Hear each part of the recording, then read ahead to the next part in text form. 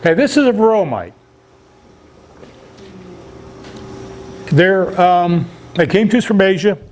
They're everywhere. If somebody tells you that they've got hives that don't have any Varroamites in them, take them off your Christmas card list. They don't know what they're talking about. There is not a hive in. They're in every hive. I'm sorry, they are. They're throughout the world, with rare exceptions. There may be a couple of the smaller Hawaiian islands that are isolated enough. The big islands got them. Somebody said the Pitcairn Islands. You remember that's where the Bounty's mutineers wound up. You know, I think they may be mite-free. And Australia. And Australia's got such tremendously strict laws on importation of any kind of plant or animal material that so far they've kept them out. Otherwise, they're everywhere. It's a little tick. We used to think they suck bee blood, but there's some new research suggesting that what they do is they suck bee fat, which is just as bad. They ride on adult bees, typically concentrate on nurse bees, and they stay near the brood. They vector a variety of different diseases, not to mention the parasitic action of just sucking bee fat. And what's really disturbing about them is they do it at the worst possible time. So one's riding on a nurse bee, queen's laid an egg, the egg hatches as a larva, nurse bees start feeding it, and as it begins to get mature, a founder's mite is what it would be called. A mated female mite will invade the cell and hide until it's capped. So she's hidden up underneath this larva. It's capped. It begins to pupate. She lays eggs on the abdomen of the developing bee, and she'll generally lay one egg near the head of the bee that's a male, the rest are female. And so they feed on that developing bee, spreading contagion, sucking fat at the time that bee needs it most to develop into a mature, vigorous bee. And then they emerge with the adult bee and spread on further. This is the dark side of beekeeping. This is if I don't care. When you hear about CCD, you hear about the decline of honeybees. Don't despair. They're everywhere. They can be managed. If your ambition is to not treat for Varroamites, and it's a philosophical thing, and you just are going to decline to do it, that's okay. Don't you know. I will tell you, I've tried it in a few yards that were isolated, and my losses were so enormous. I lost half my hives every year, and I can't afford to do that. I don't want to do that. It also affects the vigor of the hives that survive, so I was unwilling to do it. If you do go that route, I would strongly encourage you to find someone who you know or can discover that has done so successfully for an extended period of time. Not somebody who started beekeeping last year, because you know there's a whole pile of new beekeepers that do it and they come and they go. Find someone who's kept bees for 5 years without treatments and have them mentor you, because if you know, I will tell you there are ways to do it and survive, but the biggest factor, well, several factors, is to have good genetics, good solid genetics, and to produce a lot of what we call splits early in the season so that you have a lot of small colonies of bees to replace your losses. And if you do, you can do this, but it is a tremendously labor-intensive effort. And I'll be honest with you, on the internet, I can show you hundreds, but I've never met one. a person who successfully long-term kept treatment-free bees. So, just take it as a precaution. Don't get your mentor on the internet, is I guess what I'm saying. Don't, you can look at the internet, and if somebody says something makes a lot of sense, it's worth trying. Find somebody, a human being you can look at in the eyes and look at what they're doing, and they're believable and they show successful evidence of success. By all means, give it a try. So the average person starting out beekeeping, what was it, 50% drop off, or? It's big. I don't know what it is. I've taught this class 14, 15 years now. There are a good number of long-term beekeepers that went through my class. There were a couple that were long-term treatment-free beekeepers. You know who I'm talking about, Fred? Pardon? There were a couple of, I only say because they're in the 15 years I've taught this class, I knew of 2 long-term treatment-free beekeepers that persisted for a long time. And that was Corey and Dan. And they're both treating now. They just couldn't do it. They did it for years and years, but it just was such a chore. They just, and I would tell you then that the number that wash out is pretty big. Sadly, it's very big. Is this a preventative measure, or do we wait until we see problems? You don't wait till you see a problem, because by the time you see evidence that there's a problem, you're already in decline. Bees get, if a bee is sickly, you can't give them vitamins and stuff and make them better. They'll always be sickly. When that bee, if it's sick, it's going to be sick the rest of its life. If it's weak, it's going to be weak from now on. So you have to be on the leading edge of it. And what we're going to do is in August, and it breaks my heart, but it's true, there'll be, I bet, less than half of us show up for the August workshop. And that's where we'll test for mites and treat mites using a couple different treatments, and I'll show you then. And a couple of years ago, what I did was a week. We started a couple new hives in that yard, one of the first bee yard classes, started them exactly the same way. And then before the August workshop, one week before,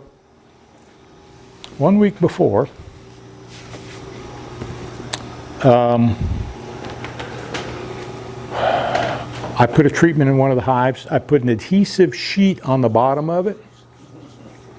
And then that week when we had the class, I pulled the sheet out and there were hundreds of dead mites on the bottom. I've had them drop thousands. Then I challenged the class to go through the untreated hive and find one, because we knew there were going to be hundreds in it. And they found one. One eagle-eyed person found one. You just don't see them. You can't depend on going. They're small. You'll see on this, they're small. And I only circled a few of them. There are hundreds on that, but I just circled a few so you could go right to them.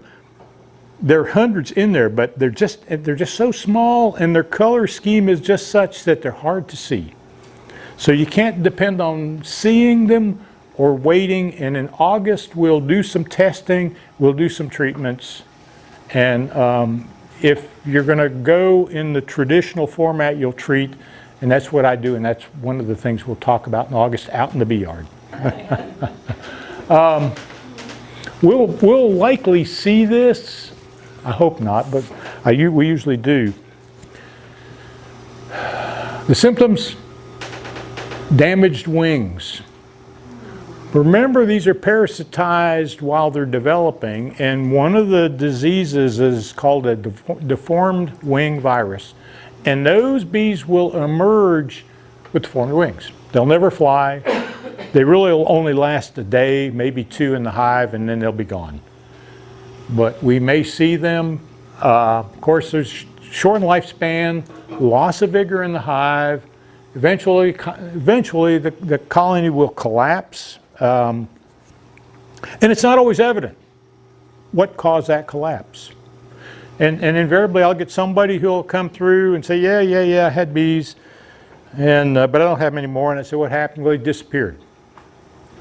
And then I'll say, well, what'd you do about Varroamites? Typically what they say is, well, I never saw any. And then I know what happened to their hives. You know, and the Varroa take a toll. And it's a progressive toll. And all the while, as long as there's a bee in that hive that still has the ability, they'll haul the carcasses of the dead ones off. And then one day you'll go in and you won't find any bees, and you know, they all left. Well, they might, but I'll tell you what, it takes something pretty ugly to drive a colony of bees out of their nest. More likely, they just failed and eventually were gone. Does a queen bee, I'm sorry, go ahead. does a queen bee ever get bites? I think she can, but the mites are tremendously selective in what bees they parasitize in development, because it takes, they can barely reproduce on a worker bee. Worker bee takes 21 days from the time the egg is laid until that bee emerges. Queen takes 16. There's not enough time for them to successfully reproduce in a queen. Drones, guess what? They love drones. Takes 24 days. There's a 24-day cycle for a drone to emerge, so they can reproduce much, much, much more successfully on drone brood than they can worker brood. And somewhat successfully on worker brood, very successfully on drone brood, not at all on queens. And they somehow can tell the difference. They're drawn to drones hard. They're drawn to drones. And so they will parasitize drones. If there's enough of them in there, they'll overrun them. Dan, did that happen? I'm sorry, you had a question. Give us a 30-second explanation as what you do to physically take care of this. 30 seconds? There's not much I can say in 30 seconds. Was there another question before I start on this? Well, even if you're treating, can this still affect your hives, even if you're Yes. solid on your, okay? Oh yeah, there's all kinds, keep in mind those mites, originate from somewhere. Typically, they are spread by colonies of bees that are in a state of collapse. And those colonies are so weakened that all the bees in the neighborhood go and rob them. In the midst of robbing, they pick up a bunch of rioting mites and bring them back to their colony. Fall of the year, there's a guy named Randy Oliver. If you really want to get into the science of it, he's got a website. It's called scientificbeekeeping.com. And he's charted this stuff. And you don't want to look at it. It isn't pretty, but yes, you can treat and still lose your hives. But if you treat in the timely fashion, it is effective. And that's another flaw. Okay. Here's how this really gets ugly, but also what you can do about it. Springtime bees, 6-week life expectancy, boom, boom, boom, boom, boom. They're making a gazillion of them, away they go. In the spring of the year, let's just say there's a couple hundred mites in there, and as the population of bees keeps growing and they keep making more, the population of mites grows. Now, in the later part of the season, before it gets cold, the bees begin preparing for winter. They cut way, way, way, way, way back on brood production. Now, instead of a 6-week bee, they've got to make a durable bee. They got to make a bee that'll last 5-6 months. They got to make a sounder bee in lower quantities. The problem is, you got this huge population of Varroamites looking for brood to infest. Now you're only producing 25% as many brood bees as you were in the past, but you got 5 times as many mites. They'll parasitize those winter bees that you can least afford to have sickly, and they'll parasitize the daylight time. So the trick is to, at the end of the season, you take your honey off before cool weather, before cold weather. Usually end of August, into September, we start treating, and we knock that mite population way back from that big number so that our overwinter bees aren't as heavily parasitized. Otherwise, that's what will happen. In the winter, you'll lose your bees. And if you talk with most people who have failed at beekeeping, that's when you'll find most of them lost their bees were in the winter. Well, they died in the winter. Got too cold, you know, a gazillion different reasons, none of which really carry the day.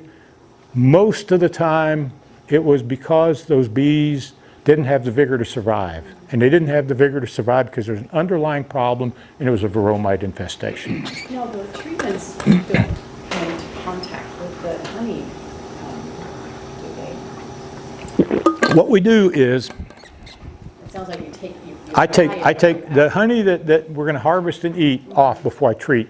But there are also a couple of these treatments that are really, at least according to the USDA, you can put on while there's honey supers on. It's okay. It's not awful. There's no preventative. Some people will tell you screen bottom boards are help. I haven't found it to be the case.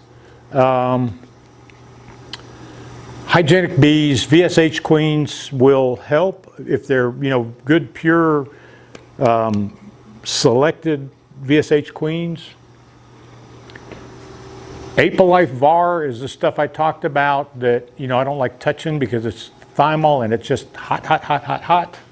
But thymol, you know, is an extract from the herb thyme, so it's still an organic compound.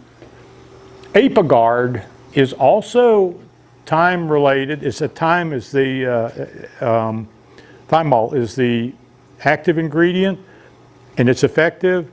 It's much lower concentration.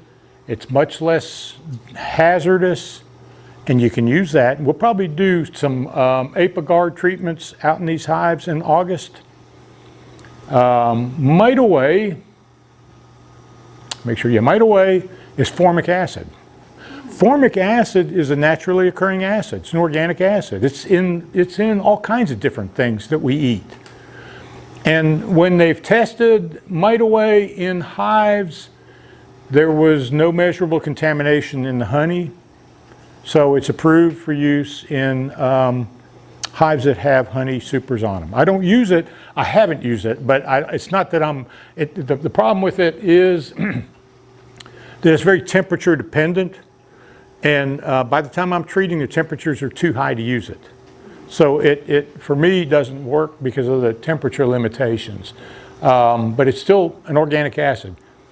Apivar is a synthetic.